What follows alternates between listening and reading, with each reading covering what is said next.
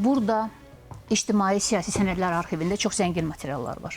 Və hər dövrün, hər hadisənin, hər tarixi hadisəni özündə donmuş halda saxlayan bax bu sənədlər arxivi əslində birinci qurultay haqqında da çox böyük sənədləri, bütün hadisəni, hadisəyə qədər, 26-cı ilə qədər, 26-cı ilin özündə və 26-cı ildən sonraki qərarlar, müzakirələr haqqında bax bu böyük qovluğu özündə saxlayır. Və maraqlı burasındadır ki, məxfi qrif adı altında qoyulan bu sənədlər və göndərilən teleqramlar, təlimatlar hamısı əslində məxfi qrif altında idi və məxfi qrif altında olan sənədlər əlbəttə istifadədən sonra mütləq yandırılması mütləq olan sənədlər idi. Amma tarix burada da möcüzə göstərdi və bu məxfi qrif altında olan sənədlər indi bizim əlimizdədir. Burada nələr yoxdur? Burada Stalinə göndərilən teleqramlar, qəzetlərə göndərilən təlimatlar, gizli şifrəli teleqramlar, gizli sənədlər, protokollardan çıxarış, əsas da odur ki, qurultayın bütün iştirakçılarının siyahısı, qəbul edilən və edilməyən türkoloqlar, altından xətt çəkilən, üstündən xətt çəkilən adlar, siyahılar və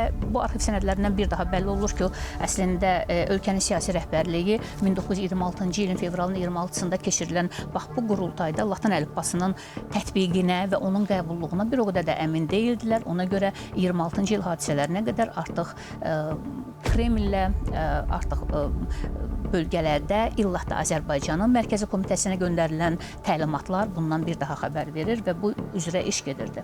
Məsələn, Azərbaycan Kommunist Bolşevik Partiyası Mərkəzi Komitəsinin gizli şöbənin məlumatlarının tam məxfi şəkildə saxlanılması mütləq tələb olunur.